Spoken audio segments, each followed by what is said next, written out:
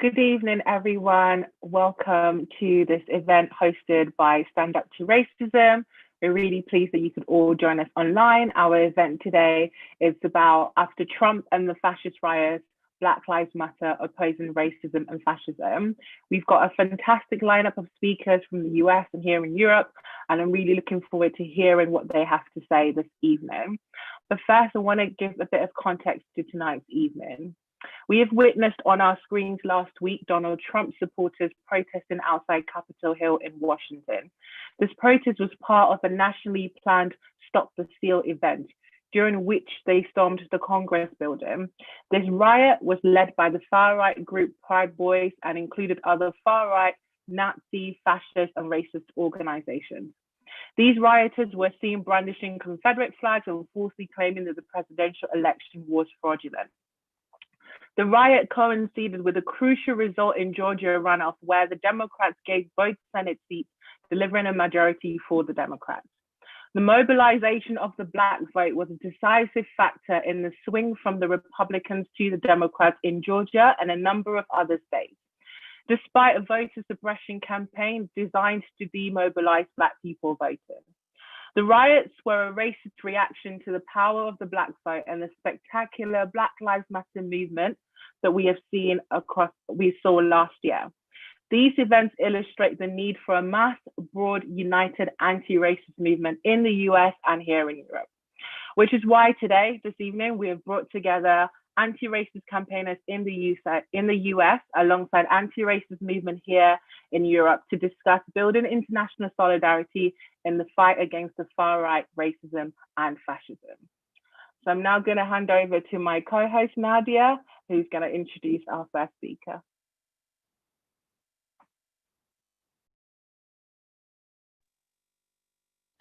Thanks very much, Barbara. And like Barbara said, I think, when we look at the events in the United States, an important backdrop to the mobilization, not just of the Black vote, but the vote that essentially kicked out Donald Trump, is really, the inspiring and powerful Black Lives Matter movement that we saw over the summer, the biggest explosion against racism in history. And obviously history shows us that actually, it's struggle on the ground that has actually changed things in society, made the changes that we celebrate today in society, whether that's, the fight against apartheid, the fight for civil rights, what have you.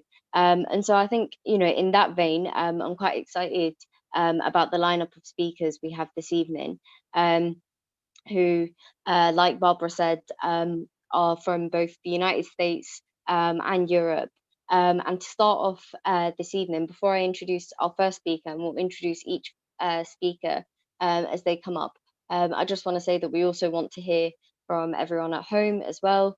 So please do share the link on the YouTube link, the Facebook link, what have you, and comment and share your thoughts with us, send in your questions, and we'll try to read them out to our speakers and read them out for everyone to hear as the evening goes on. So please do share and send in your thoughts. But I'm really excited to introduce our first speaker who's going to kick off this evening, who is Jacqueline Luckman, who is the co-host of By Any Means Necessary on Radio Sputnik, which is based in Washington, DC. So I'm really pleased to hand over to Jacqueline Luckman, who's joining us from the United States.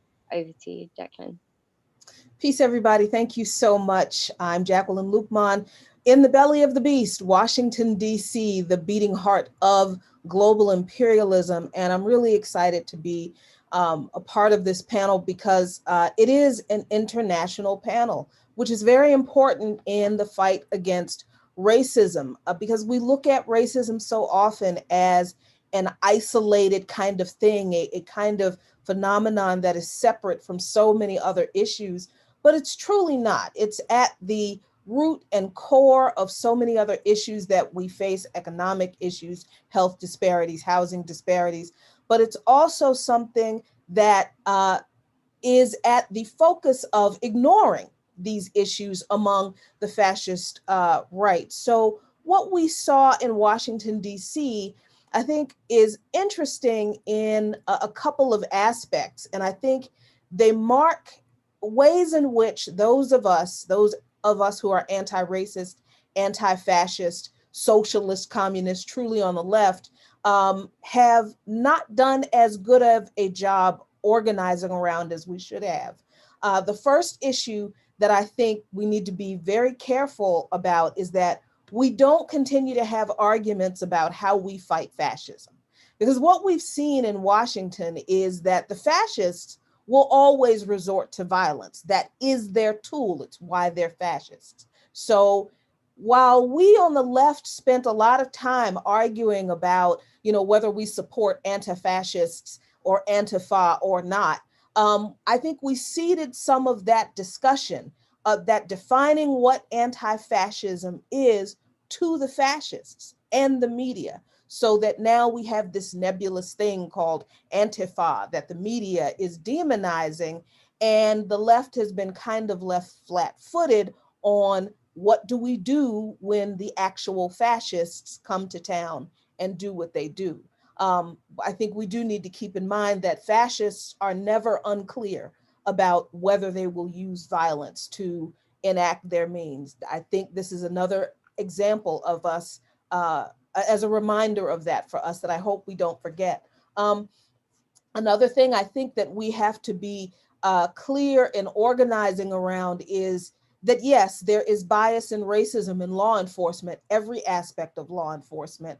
And these issues that we have been raising, not just through Black Lives Matter, because this is an issue that people of color, Black people, Indigenous people, poor white people even have been raising about the brutality, the corruption, and the inhumanity of law enforcement toward the other has always been an aspect of not just US law enforcement, but we see this around the world, in the United Kingdom, in African nations, in Palestine, where law enforcement is used by the state.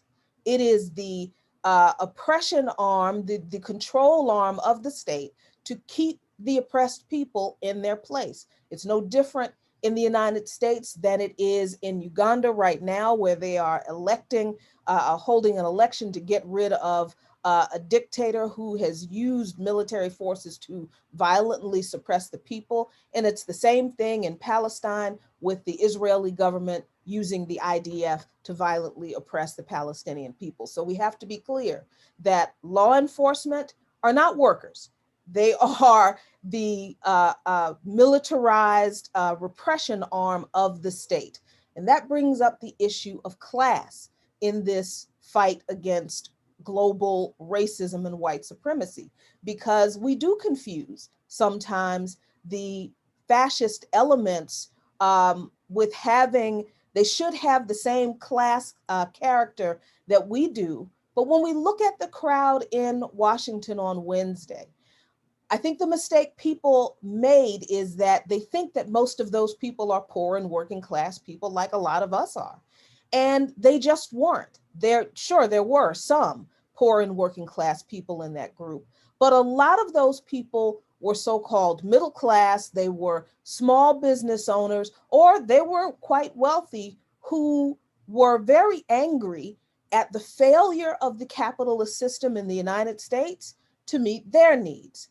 Now, you would think that that's where people would find solidarity to fight against the racism of a particular person, Donald Trump. But when given the choice between moving toward class solidarity with working class and poor people, who are, a significant portion of whom are people of color, Black, brown, Indigenous, also LGBTQ people and disabled people, you will find that a lot of people in the middle class or the business class, the petit bourgeois, who are white, will choose white supremacy or racism over class solidarity. And that's pretty much what happened with this crowd of Trump supporters. They were fine with his racism because he was making the market money. He was making them money. And when the capitalist system began to not meet their needs, they didn't turn on Trump for his white supremacy. They didn't turn on Trump for his xenophobia, his sexism, his anti-immigrant comments and policies. They turned on the symbol of the state that they felt like betrayed them. It never entered their mind that they have a better allyship with working class and poor people to fight against the capitalist system that has failed them, because they don't want to challenge the capitalist system.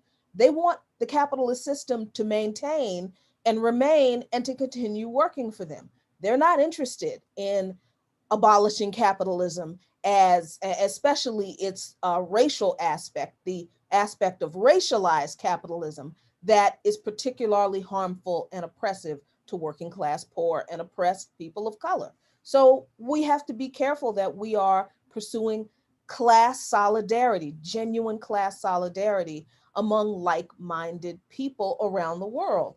And I mentioned the international aspect of the fight against racism and white supremacy. We have to remember that white supremacy is an ideology. It is not something that only white people can uphold. People of any ethnicity can uphold the ideologies of white supremacy, honestly, if the pay is good enough for them. We see that over and over again in politics, where someone like Barack Obama can indeed uphold white supremacist ideologies that benefit mostly the white business class to the detriment of working class and poor and oppressed Black, Indigenous, other people of color. The same is true around the world, in Africa, and certainly in the UK. So we have to remember that white supremacy and racism are international ideologies. So our struggle and our fight against it have to be on the grounds of international solidarity and recognizing the commonalities we have across continents and borders. And I think finally, I had to look at my notes here. The Jacqueline, please major, start summing up. I'm sorry? Please start summing up. If you could That's sum brilliant. up, please. Yes, yeah. So the major aspect of this insurrection, a fascist attack on the Capitol last week, that we have to remember, particularly in the United States, is that it was really a repudiation of Black voter re-enfranchisement, not re-enfranchisement by the state, but re-enfranchisement by Black people, by Black activists, grassroots, get out the vote campaigns, the work that Black people did to overcome the disenfranchisement of Black voters that was committed by the people who supported the very same party that Donald Trump is a member of and represents. Because these people liked when the GOP was keeping Black people from the ballot box so their candidates can win. They're angry that Black people and other marginalized people have fought back against their legislative efforts to disenfranchise people's rights, have fought back, gotten around that, and re-enfranchised themselves and exercised their power at the ballot box to remove their white supremacist messiah in the form of Donald Trump. So I think that if we keep these things in mind going forward in this continued struggle against racism and white supremacy, we can, I would hope that we would do a better job at organizing around the true nature of white supremacy and racism, and forge strong bonds of internationalism and solidarity, and just continue this fight in earnest. Thank you very much, Jacqueline, for your very excellent contribution. Thank you. Our next speaker is Anoa Changa, who's a freelance journalist and a retired attorney based in Atlanta, Georgia. Noah?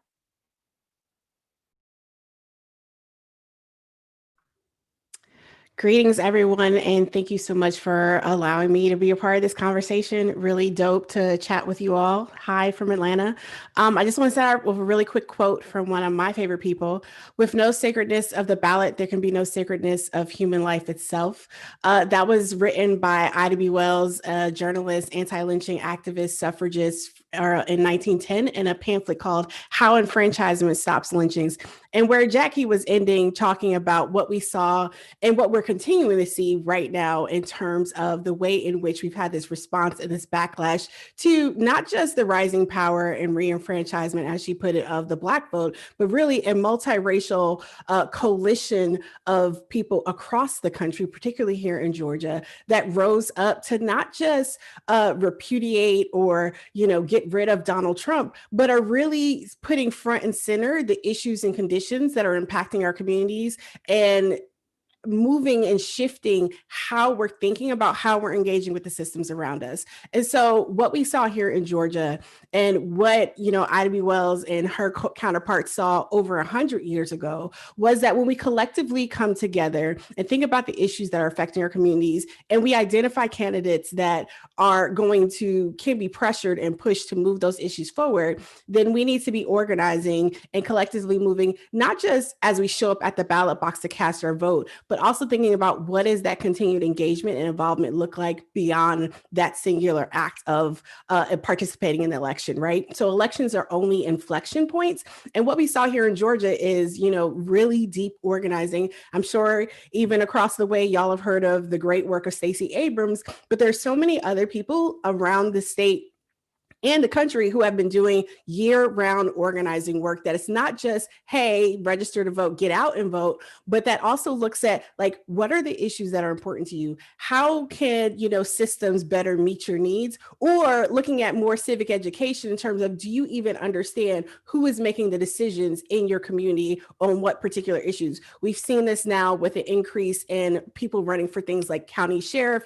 That's when we're thinking about countywide law enforcement officers. Now, not sitting here promoting law enforcement, but at the same time, there has been a push to get people to run for these types of offices who have a particular set of politics and are at least willing to roll back or end harmful policies. So here in the States, we have something called the 287G program. That is a cooperation agreement between local law enforcement and Immigration, Customs and Enforcement, ICE.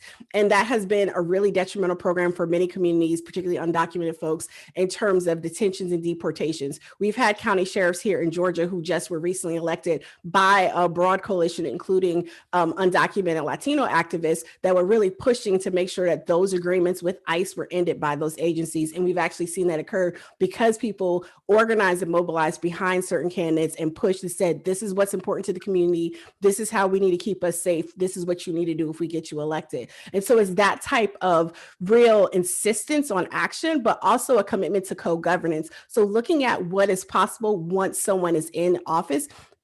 Folks always talk about, oh, don't challenge them now. We can hold them accountable later on. But if that expectation of accountability, if that expectation of co-governance is not built into the process of that support, people will just take the votes for granted and go on and do whatever they please. And so we've seen in this recent election here, we had the general election for the presidency and other several races in November. Then we also in Georgia had our runoff election just last week, right ahead of this ridiculous attack on the Capitol.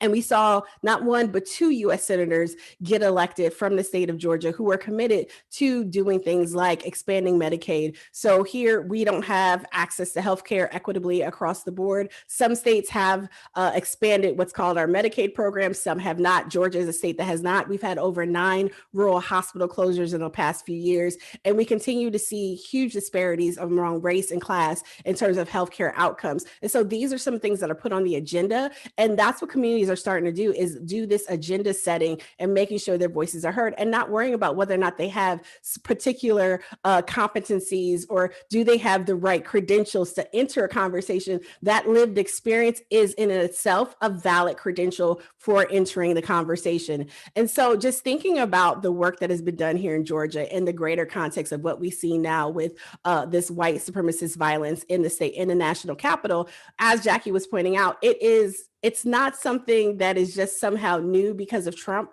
It is an escalation of what we've seen over recent years, but it's very much endemic to what America has been since its creation as a nation founded on the land and labor stolen from other individuals and lives stolen from indigenous folks here in the United States, as well as from, folks who were brought over, enslaved Africans and others. And so what we're seeing is this repudiation or this backlash to multicultural groups, multiracial groups coming together and exercising their collective power. And that is seen as a threat to systems that benefit or individuals that benefit and depend upon white supremacy to make sure they're moving forward. So as we're all building together and having these conversations and exchanging ideas and strategies and tactics, hopefully that we continue to learn the lessons from each other's victories, as well as see the opportunities for cross-national, cross-continental collaboration. So I appreciate you all so much for the conversation. And definitely, please let's continue to support each other's work and check out media across the board. Thank you. Big thanks, Anoa, for joining us and for that really detailed and quite powerful contribution. So a massive thank you for being a part of the discussion this evening. Before I introduce the next speaker, I just wanted to announce that at the moment there's about 200 views on Facebook and 100 on YouTube. So please keep sharing the links to both the Facebook Live and the YouTube Live, and let's really get this streamed and really with as wide a reach as possible. And just to read out some messages of solidarity as well. There's solidarity coming from places like North Staffordshire, East Cheshire, and from the group from East Cheshire, Disabled People Against Cuts. So I also want to encourage anyone. There's somebody as well who says, the Baroness says, thank you, Anoa. So that's great. I really encourage people to carry on sending in their comments and thoughts, and the things they'd like the speakers to hear, because it's always good to hear from everyone who's joining at home. But yeah, to introduce our next speaker, I'm really glad to announce we'll be hearing next from Belle Ribeiro-Addy, who's the Labour MP for Streatham. So I'm going to hand over now to Belle. Thank you, and thank you very much for inviting me to speak this evening. Over the last decade, I would say we'd seen a fair rise in far-right nationalism across the entire world, from Tommy Robinson, the early UK, to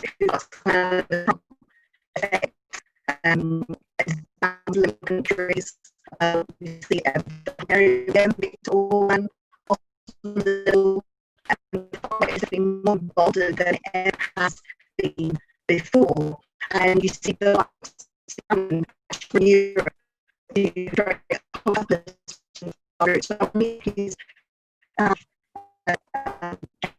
speaking alongside us from US issues. You see the far right become have to become one of our greatest strengths. Now, to challenge all of these violent far-right movements, we need to understand their foundations and how they exploit what's going on in society at the moment, perpetuate their fascist ideals. And along with you, I watched what was happening in the US at the Capitol building, and I thought to myself, what would it actually take for people to call out racism?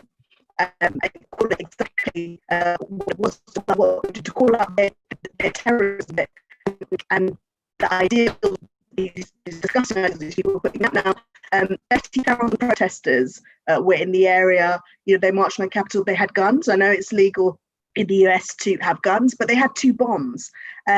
Now compare that to the 2017 terror attack on the House of Commons. 1 man, 1 car, 1 knife, and it was a terror attack. No denial that it was that was definitely a terrorist attack. But imagine my surprise when I turned on the BBC and they were calling it a scuffle, and Sky News were calling it there's a bit of commotion, but nothing's quite serious. Obviously they changed their mind later down the line, and as a black woman politician in the UK, I'm not one to praise media, but I do have to hand it to CNN for telling it like it was on the day, calling it out immediately, calling it what it was. It was a terrorist attack, and the fact that the resources weren't there in terms of policing in the same way that they were when Black Lives Matters protesters were there before is absolutely shows just how disgraceful the situation is. Now things in the UK are not different. I mean, in the US we still vote suppression. In the UK we've seen the same, the child registration system, and the government actually planning to redraw the constituents boundaries to ensure that they gain extra seats. In the US, yes, Biden won, but 75 million people still voted for Trump, and 75 million people voted for that man. And in the UK, 100,000 people are the worst death toll in the world, in the States, the largest economy in the world, and the worst economic outcomes too. And the culture of people still vote for Boris Johnson and his party. It's absolute we need to understand why things are coming around that way. Now, the process is definitely a great issue. People have made so many sacrifices to protect one another. Who badly let down government. They ignored science. They refused to increase sick pay, and they've given loads of public sector contracts to their Tory mates. I'm really sorry to interrupt you, Belle. Is there any way you could get closer to your mic? Your mic means that your sound is a bit choppy. We're struggling to hear you. Oh no, sorry. That's fine. Maybe there's something obstructing the mic. I'm so sorry. This doesn't work. Okay, you seem to be okay now, so maybe carry on. Sorry to interrupt you. No, that's fine. So I was just talking about how badly let down we have been by the government and how that's affected BME people in this country in particular. And now that we're working, well, we have a lockdown now, which is something that we need, but we should really have had a zero COVID strategy, one of the worst death tolls in the world. And the knowledge that Black people are up to 4 times more likely to contract and die from this disease, and no particular efforts made to protect them.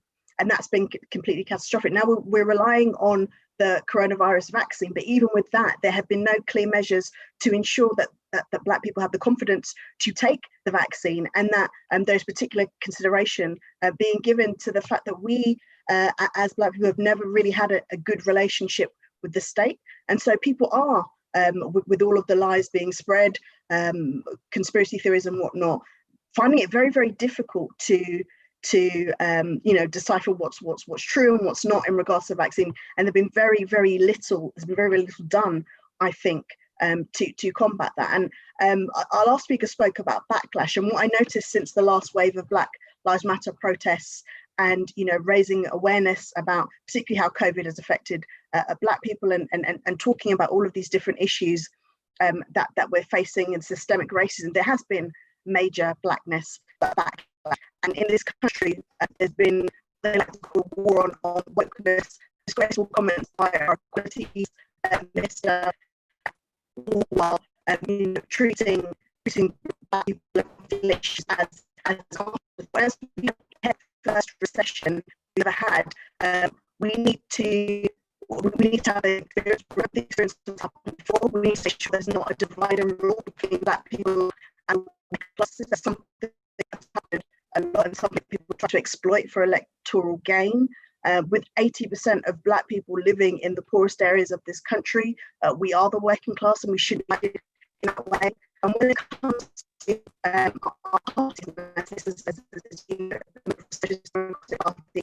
who did not win the last election, when we look towards winning that next election, we shouldn't spiral down into the idea that we have to bow down on issues such as immigration and diversity, and make really horrible comments or or succumb to really disgraceful policies in a way to win votes, because there are no votes for us over there. It's not the right thing to do, and we need to stand firm.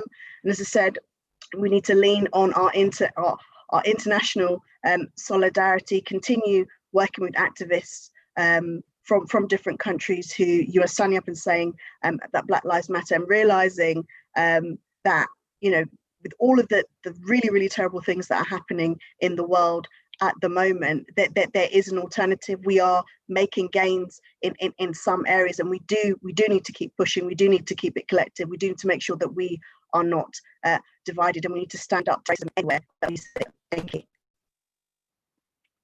you. Thank you very much, Belle, for your contribution. Just want to apologize to our listeners for a bit of the audio interruption, but I think we got most of what Belle was trying to say. Thank you very much, Belle, for your contribution. Our next speaker is Ima from All Black Lives UK. All Black Lives UK were responsible for the massive mobilization we saw last year here in Britain, you know, challenging institutional racism and challenging the impact of COVID on Black communities. And I'm really, really pleased that we have Ima here to talk to us. Thank you so much for having me on this, and it's been an honor hearing all the amazing speakers so far. The events that we saw last Wednesday were horrific, but at the same time, they were really not that surprising. I feel like for the longest time, we have known that something like that was going to come, and one of the main reasons for that is the ignorance of the rise of fascism in the West, especially in the US, like we've seen. I feel like a lot of the time people have excused their behavior and just said, oh, a lot of them are just quote unquote rednecks, blah, blah, blah. But one of the main things we saw was that a lot of these protesters were prominent people, really prominent people in society with a lot of power. And I feel like a lot of people need to realize that fascism is a growing thing, and a lot of people in power are fascists. When we look at how they were able to even get into the Capitol building, it's just shocking because no one has been allowed. Like, if we look back at the Black Lives Matter buildings, they literally were stopped at the grass. They couldn't even go near the building. But the fact that a ton of fascists entered the Capitol building with guns, first time the Confederate flag has been hung in the Capitol building, like, a lot of things happen that people aren't realizing is extremely damaging. And if we look into the UK, we can see that the same patterns of behavior have been happening and happening and happening, but people seem to ignore it and people just don't focus on it. And I feel like the main reason that is because of white privilege. And if any Black person even tried to do what these people have been doing, we would be shot, we would be killed. Like, there's no way that you can deny it. It just feels so hurt. I feel hurt. I really feel hurt because I knew that it was bad, but I didn't know it was that bad. I feel like being able to see on screen, live TV, seeing fascists storm into a government building was such a breathtaking moment because I never knew in my lifetime that I would see it. I thought something similar would happen, but I never knew that I would see it. And I feel like so many news outlets, like that have been said before, in the UK started off by treating this horrific event so calmly. Like, it was disgusting to see. And I feel like that represents what actually happens in the UK. For example, when we see a lot of these anti-lockdown protests or EDL marches, the police do not give the same energy instantly than they give to any of the protests that we have handled. We have suffered from verbal abuse and physical abuse from the police all while we've been protesting, but we have seen EDL marches in front of us and the way the police treat them is so different to us. And I feel like no matter what we try and do, the white supremacy that is holding up the West will stop us from fighting for our freedom until we break that white supremacy down. And yeah, that's all I have to say. Thank you for having me. Thank you so much, Ima. Thank you so much for talking about your experience leading such a huge mobilization this summer. Last year with All Black Lives UK. Nadia? Yeah, I don't think what Barbara says bears repeating, but yeah, a massive thank you to Iman for joining us from All Black Lives. I'm quite excited to announce our next speaker, who is Michael Brown, who's another speaker joining us from the US, which is quite exciting. Michael Brown is an independent socialist and somebody who is an activist and organizer in Long Beach, California, where he's based. So a huge welcome to Michael Brown, and thanks for joining us. Absolutely. First things first, I want to wish everybody a happy belated New Year. Thanks so much to Barbara and Nadia for co-hosting this very important panel. I always appreciate jumping on this with you comrades, so we can build that international solidarity. But I guess what I'm gonna touch on today, there's so much to talk about, but the thing I'm always interested in is just some of the conversations around the left in particular. So that's kind of what I want to touch on today. That'll be the theme of what I'm mostly talking about. But, as people have probably heard by now, we had another impeachment. So that's two. What that means for working people, as you probably see, I'm pretty cynical about it. I don't think it means too much. It's mostly symbolic, a lot of theater, but I do think there are things to draw from that. So as people have probably heard from the news, it just occurred yesterday. It only happened in the Democratic controlled, House of Representatives where, surprisingly, 10 Republicans voted along with the Democrats to impeach Trump. And, I think when we look at phenomena like this, we have to, try to extrapolate, what does that mean?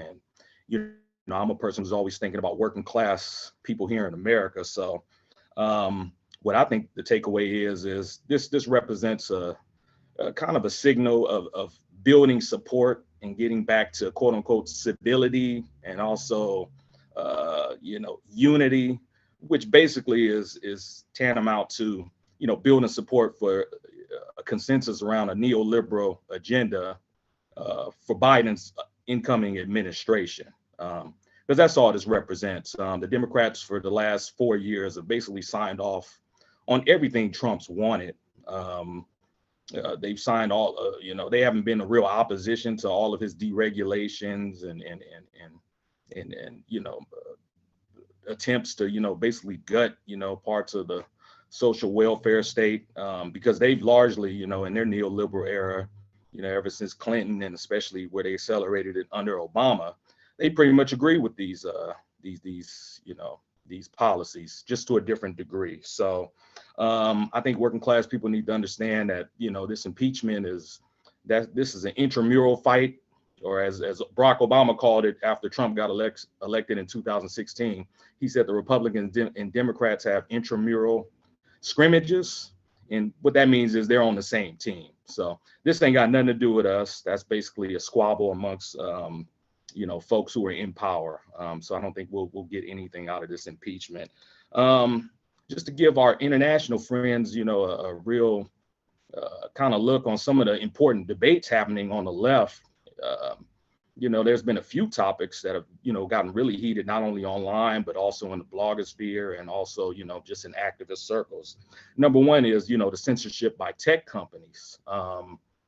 There's some on the left who, are really, out there and really applauding Donald Trump getting banned by Twitter and some of these social media platforms. And then there are others like us, who are pushing back against that, even though we don't have any love for Trump and we're not mourning, him getting deplatformed. But, what we understand is that these tech companies are not democratic institutions. They're not accountable to the public. So they're making these unilateral top-down decisions, which are, in many ways really hypocritical. Because if you look at it, what they banned Trump for was not for the violence last week. They banned Trump from Twitter and Facebook and these other platforms because he said that he wouldn't attend the inauguration for Joe Biden. So it's like, okay, keep that same energy across the board. If we're going to be deplatforming folks for, not acknowledging, democratically elected governments, maybe we should ban all of the U.S. officialdom on both sides of the Democrats and Republicans, because these people cheer coups and they try to pull off coups all over the country, namely in places like Venezuela and Iran, over these past few years. So that's an interesting debate that I think people should look at online. Also, there's a real debate and energy around, what do we call last week? Was it a coup? Was it an insurrection? What do we call it? I'm trending towards calling it just, a MAGA riot. But the thing I've taken away from this this debate is those who are calling it a coup and an insurrection seem to be a lot of people who are calling on state intervention as a way to try to prevent this from happening again.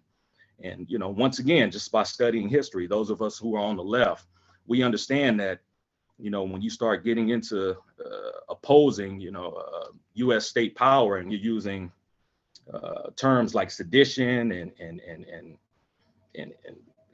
traitorous and all of that kind of stuff, that tends to really backfire on the left. So they use those state tools on us. So another thing, just real quick, as far as opposing fascism and racism in this country, as of right now, there's small groupings of people who are on the ground, who are organizing and trying to mobilize people for January 17th through the 20th, because according to the FBI report that's come out the other day, in 50 capitals around this country, the far right is planning armed protests.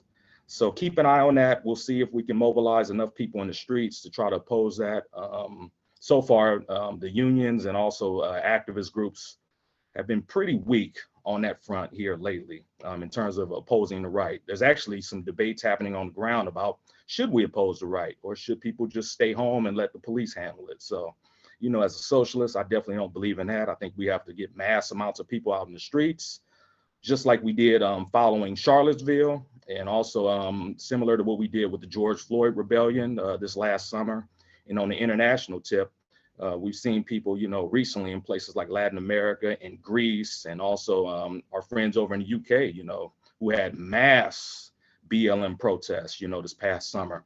That's what we really need to oppose the right. We need mass mobilization, independence from the Democratic Party, and we also need to have, as an anti-fascist program, we need to have a platform of what we actually stand for. So we should be demanding, UBI for the, duration of this pandemic. We need to be talking about defunding the police. We need to be talking about,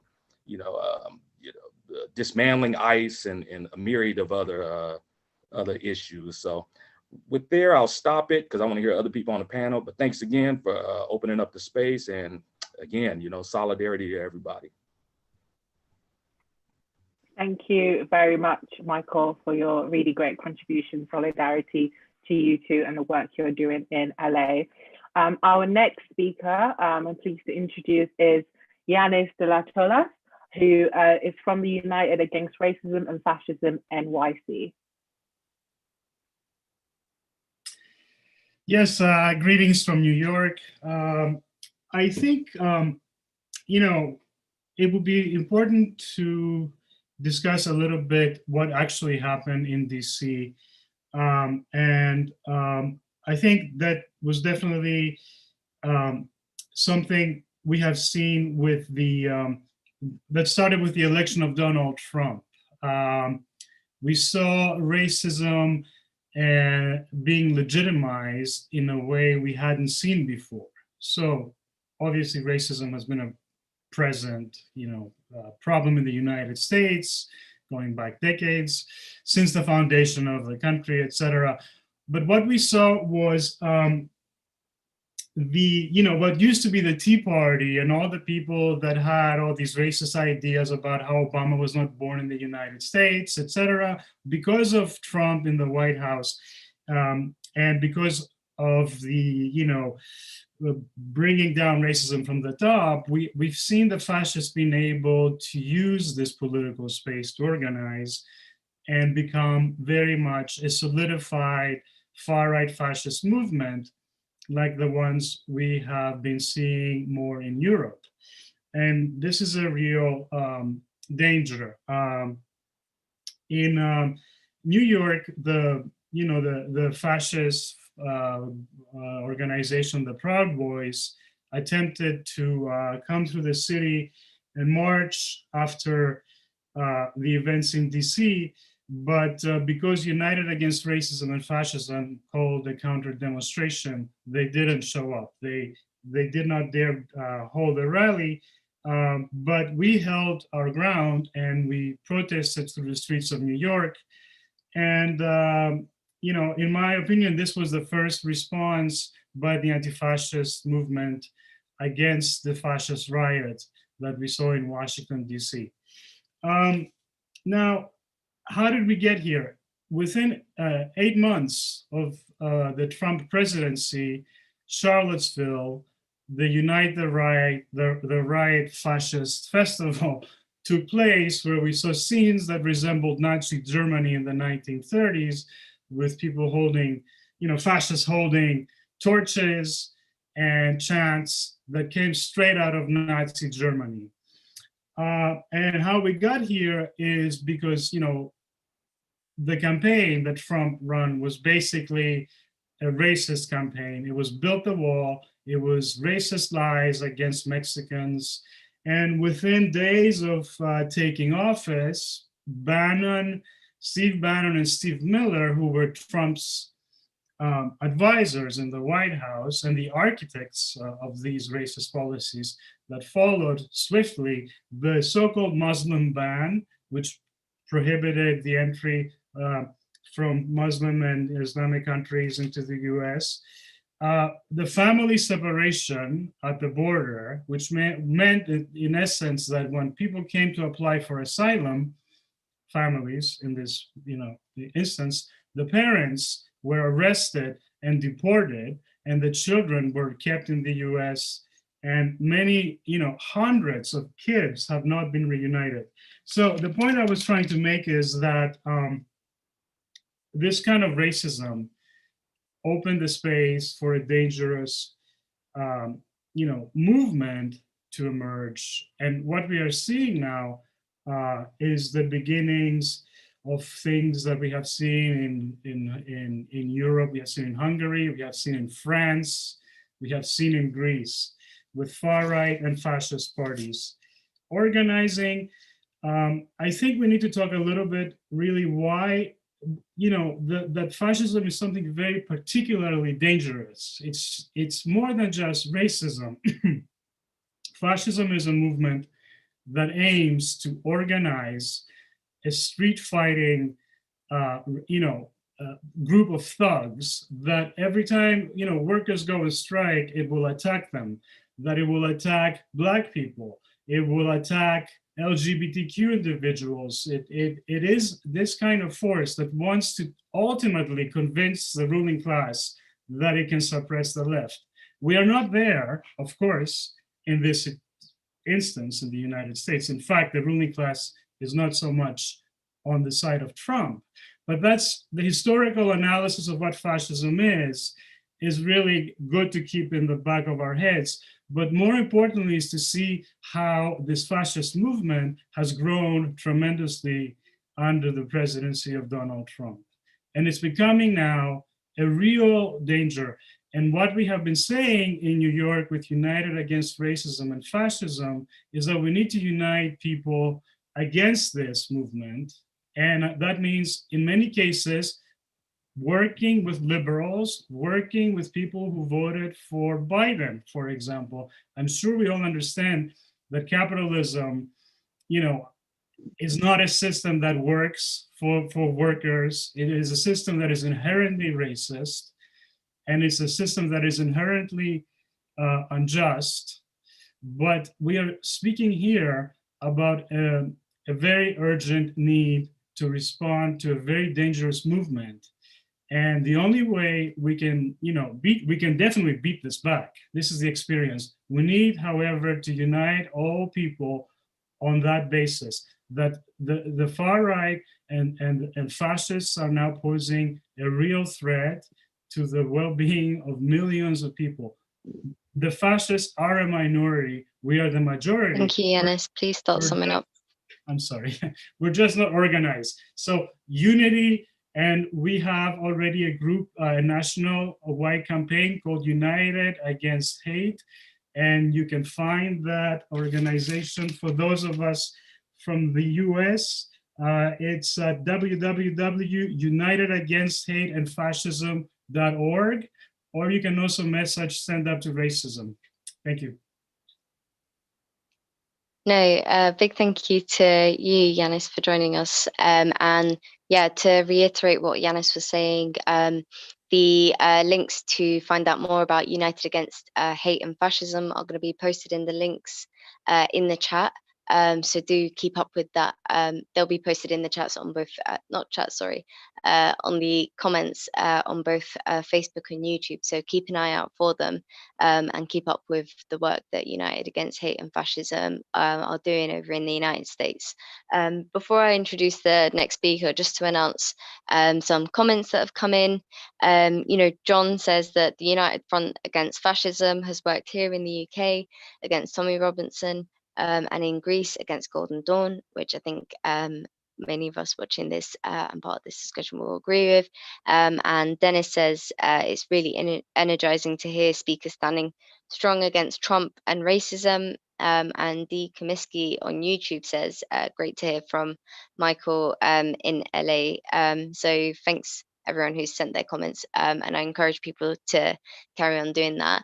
But I'm going to bring in our next speaker now. I'd like everyone to welcome Tasha, who's from All Black Lives UK. So Tasha, I'm going to hand over to you. Thank you so much for having me on this panel, and obviously solidarity to everyone who has spoken tonight. As obviously Ima was talking about what happened in America, I just kind of want to bring it back to what it's like in the UK and especially in England.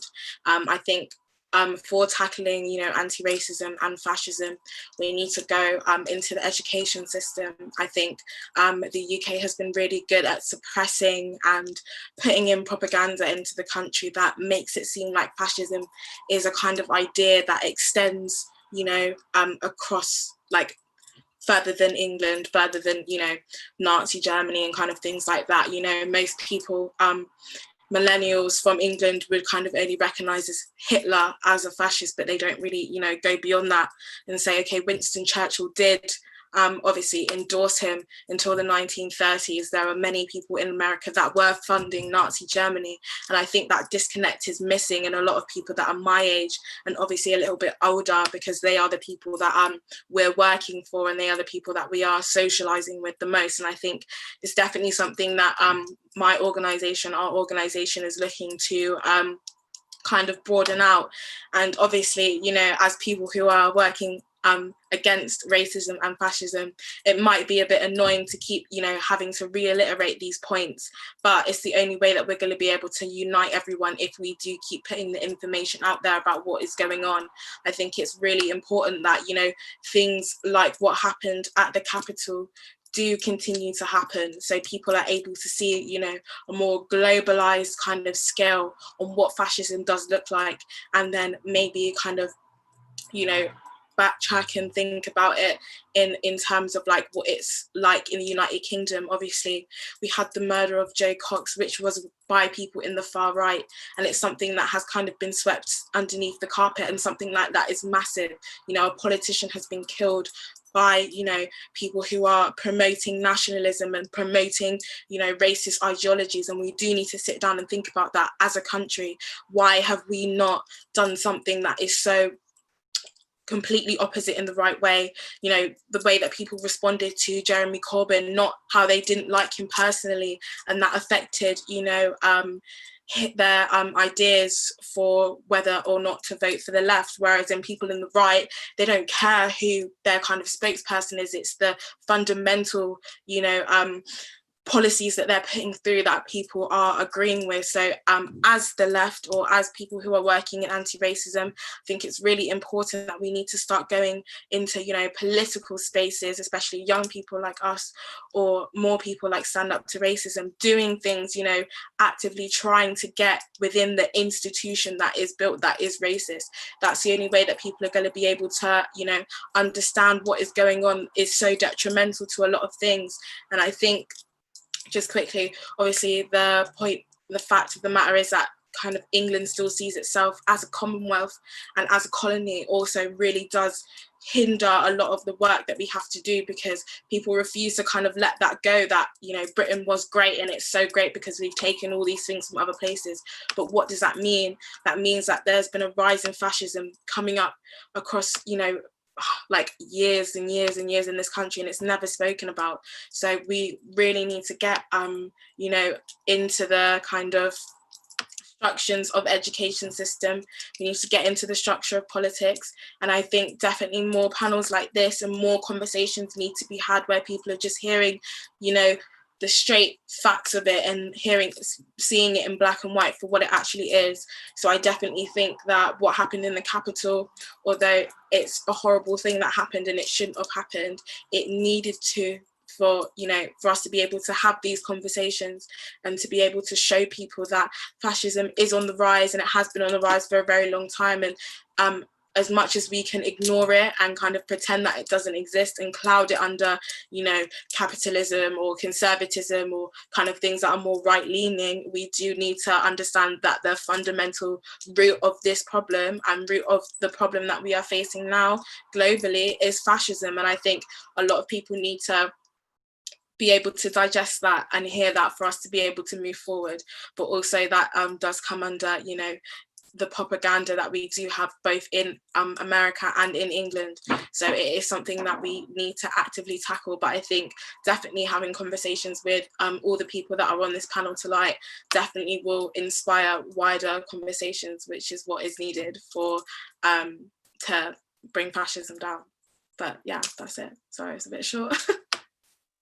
No, that was great, Tasha. Thank you so much for joining us and for that contribution. Our next speaker we have this evening is Brian Richardson. Brian Richardson is an activist and an organizer with Stand Up to Racism. Brian? Well, good evening, comrades and friends, and wherever you are in the world, I hope that you are safe and well. Of course, it's traditional in January to greet people by saying Happy New Year, but of course, to a great extent, it depends upon what we do. We know that we have a huge job on our hands. Let's begin by looking back, though, because I'm sure that many of you will remember, as I do, with a sense of both disbelief and disgust that we felt at the outcome of the 2016 US presidential election. Here was a man, Agent Orange, as Spike Lee calls him, who launched his political career on the back of a bogus and racist claim that Barack Obama was not a true-born American and was therefore an illegitimate occupant of the White House. Iannis has reminded us that as a candidate, Trump campaigned on the promise that he would exclude Muslims full stop from America, from entering America, and the promise to build a great wall to keep Mexicans out who he dismissed as rapists and criminals. And he presided in a way which emboldened and legitimized fascists and the far right. Iannis and Michael also mentioned Charlottesville, the 2017 demonstration at which a hate-filled Unite the Right crowd shouted, "Jews will not replace us." And in the midst of that rampage, one of their number mowed down and murdered the anti-fascist, anti-racist campaigner, Heather Heyer. Trump's response to that was to describe the people who participated in that demonstration as good men. Contrast that with his characterization of the NFL footballers who took a knee to support Black Lives Matter, who he described as, and I hope you'll excuse my language, his words, sons of bitches, who should be sacked by the owners of those football clubs.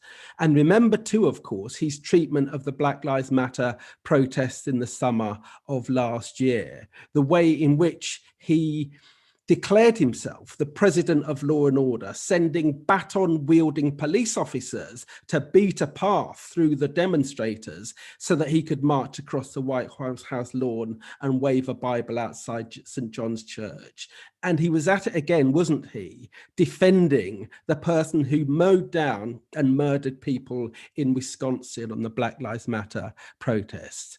So in 6 days' time, Trump will be ejected from the White House. Good riddance. But of course, we could have no sense of complacency, no feeling of complacency that Trumpism will be gone with him. Last week's events are a shocking reminder of the toxic legacy that he has fermented. And it's deeply disturbing. Of course, we know he never won the popular vote, not in 2016, not in 2020. He was outvoted. He got less votes than his opponents in both of those elections. But the fact that over 70 million people voted for him in this election, the fact that I think it's something like 45% of Republican supporters supposedly continue to support him despite the events that we're seeing unfolding is deeply disturbing. So we know that we need to keep up the opposition, but we should be confident, I think, that it's something that we can achieve. Why do I say that? Because there has always been huge opposition to Trump.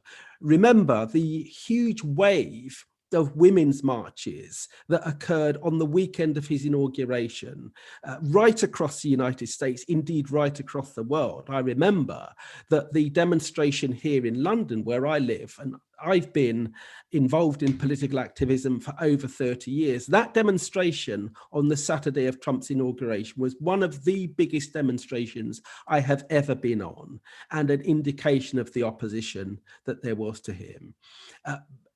We need to build upon that. And Black Lives Matter last year was, of course, the spectacular highlight of what was in many ways an incredibly bleak year for all of us around the world. And Black Lives Matter undoubtedly, I'm sure Iannis and Michael can confirm this, Black Lives Matter undoubtedly played a key role in defeating Trump at the ballot box.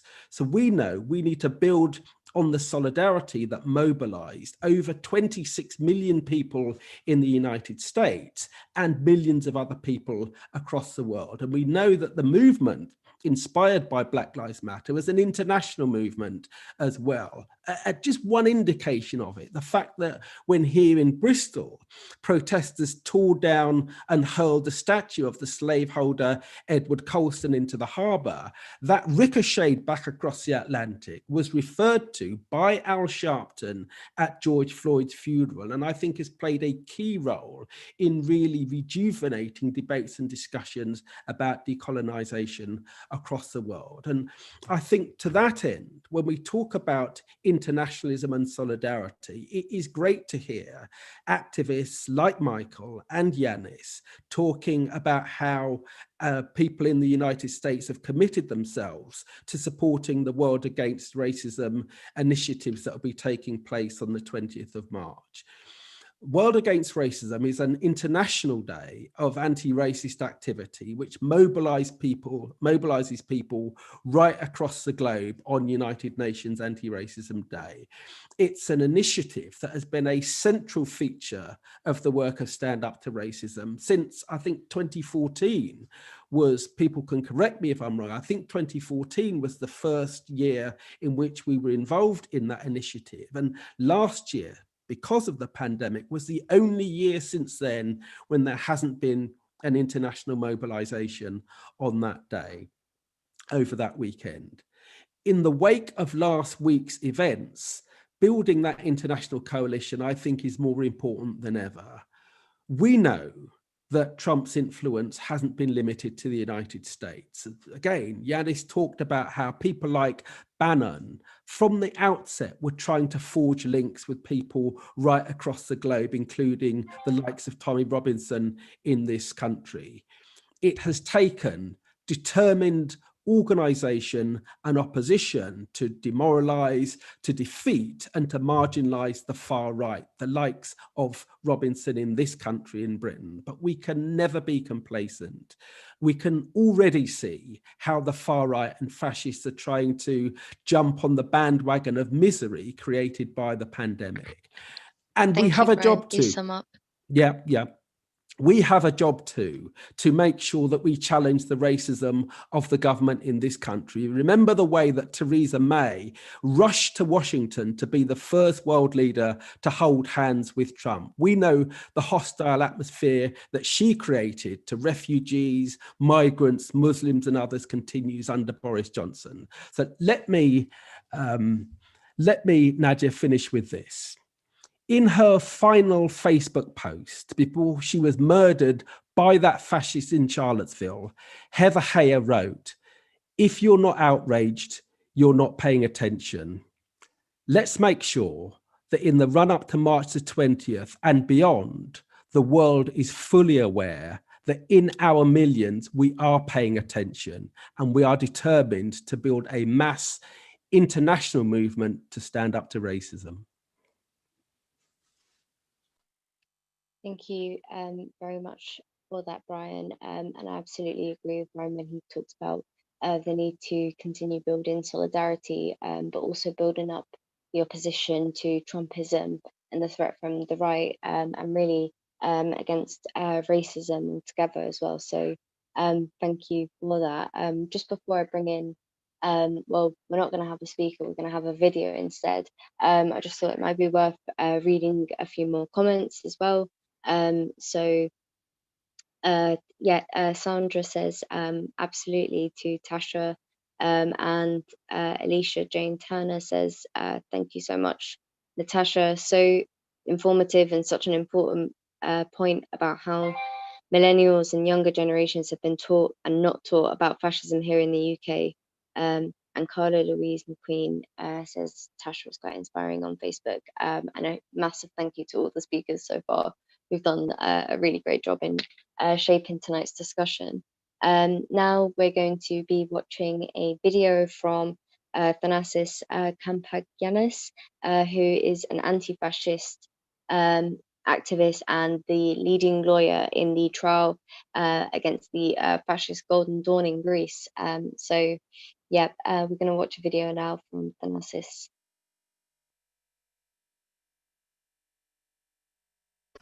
Hello. First of all, I would like to thank Stand Up to Racism organizers for the invitation. I think that the issue that we are discussing today is internationally very important. It was an international shock to see the images that we saw in the capital 1 week before, and this is why we need, as an anti-fascist and anti-racist movement, to discuss internationally and collectively about our response. It is, first of all, I want to say that the images in the capital last week were shocking. And it was shocking because we have in our minds the sense of a powerful US state, of how powerful US imperialism is.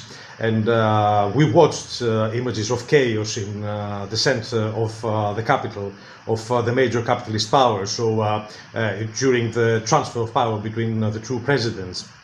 And I don't want to hide myself. For me, it was exhilarating to watch some of the international media, some of the US media, who have been justifying coups and interventions all over the world, saying that these are images that we're used to watching in other countries, but we're not used to watching in the United States, which is, of course, true, because in other countries there are American embassies, US embassies, and we are really used to images of coups and intervention. But bypassing this Schadenfreude against the US media and politicians who have been justifying war all the previous years, it is pretty important to stress how shocking it was for the American president, for Trump, to use his supporters as shock troops against the will of the democratic will of the American people who voted against him. And this is why we need to answer in a twofold way, according to my view. The first thing is that we need definitely, both in the United States and everywhere, build a massive, militant, active anti-fascist movement, which will stop the supporters of Trump becoming a shock troop against the people, against the movement, against the people of the left. We don't forget that these are the people who organized the Unite the Right march in Charlottesville. These are the people who were at the core of this initiative in the capital, who killed Heather Heyer, who tried to terrorize people of the left and anti-fascist movement in the United States. At the same time, I believe that what we need to do is that we need to cut through the electoral base of Trump and Trumpism, because we need to highlight that what we're having here is a billionaire far-right demagogue who is using the failure of the system to organize around his personal interests and the interests of his class, of the billionaires' class. So I think that this would not be able to happen through the democratic center. I think that this would not be able to happen through the institutions of the Democratic Party, and we need radical politics like the politics that Bernie Sanders and the movement of Black Lives Matter, of Occupy Wall Street, of all the movements that we have seen the previous years in the United States, and the politics that they have put forward. This is the experience that we have in Greece fighting against Golden Dawn. We had a Nazi organization which has been able to have an electoral breakthrough and have electoral support. And for us, it was vital to do both. It was vital on the one hand to isolate the Nazi leadership from its electoral support and to present them with their true colors, what they are, unreconstructed Nazis and people who would organize murderous attacks against migrants, refugees, against people of the left and the anarchist and the anti-fascist movements. And this was the way that we built a massive anti-fascist movement that did not let them act in the neighborhoods, and this is how we were able to organize the trial against them, the penal prosecution against them, and now the jailing of the leadership. At the same time, what we needed to do and what we constantly need to do is to cut through the base of those parties. We need to win over people who have been confused, who have been won over to an ideology which is essentially against their material interests, because what the far-right parties and what the fascist parties try to do is to convince poor people, blame even poorer people about their situation, and certainly not blame the billionaires' class. So we need to have arguments against racism. We need to provide a set of radical politics against austerity, against joblessness, all the things that feed into the force of this kind of fascist parties. We have had a big victory in Greece the previous years with the jailing of the Golden Dawn leadership. Things could have been radically different if the anti-fascist movement was not active in Greece, and this is why I can tell you that things can change out of the activity of the anti-fascist movement, and I'm sending you my my wholehearted solidarity. Thank you.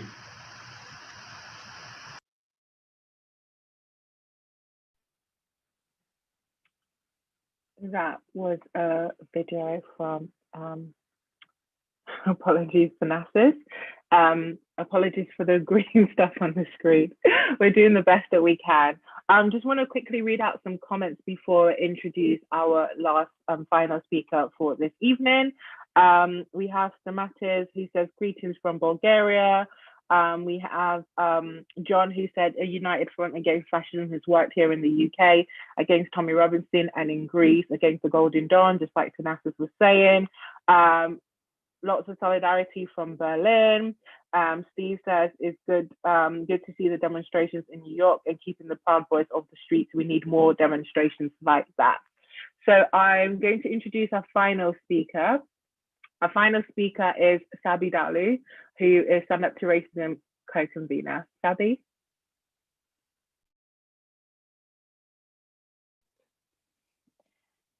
Thank you, Barbara, for introducing me, and thank you to all of our speakers who contributed today. I think that the events that we saw last week in Capitol Hill were a racist reaction, firstly, to the decisive impact that the mobilization of the Black vote had, particularly in Georgia, where the Democrats received 2 senators, which obviously gave the Democrats a majority, despite the voter suppression campaign that the Republicans were involved in. And so I think that the defeat at the hands of the black vote was a bitter pill to swallow for the racists. And secondly, obviously, it was a reaction to the spectacular Black Lives Matter mobilization that we saw last year, which not only was the biggest movement in US history, with tens of millions joining the movement, but also enjoyed the support of the majority of Americans, unlike the civil rights movement in the 1960s, where actually the majority of Americans were actually opposed to it, despite the widespread support for it. I think one troubling aspect about the Capitol Hill events was, as Gary Young put it, the passive ambivalence of the FBI, something never afforded to Black Lives Matter demonstrators. And I think another troubling aspect was that it was an alliance of fascist, white supremacist, racist, but also the right wing of the Republican Party. One Republican Congresswoman, Mary Miller, addressed one of the rallies in Washington, D.C. last Wednesday and claimed Hitler was right. So this is what we're having to deal with. But of course, the mobilization of the Black vote, the Black Lives Matter movement, is hugely positive, and we just have to wait and see how all of that unfolds in the US.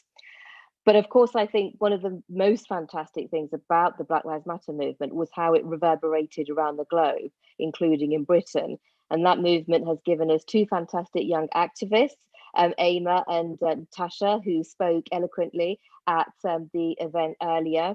And for the first time, Britain was forced to confront its imperial, colonial and racist past with the toppling of Edward Colston's statue.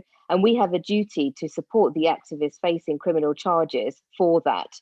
And obviously, police racism is not unique to the US. Not one police officer in Britain has been charged for the death of Black people in police custody. So we have anti-racists that pull down a slaver's statue charged, but police officers not charged for the killing of Black people in police custody. And just a few days ago, a young Black man, Mohammed Hassan in Cardiff, was killed once again in police custody. And we demand charges be brought against police officers. We also cannot ignore the fact that it was no accident that the Black Lives Matter movement emerged in the context of the COVID crisis, because both COVID itself and the economic impact of it had a disproportionate impact on BAME communities, and that's because of structural racism. And so we demand a public inquiry into that. We haven't forgotten that.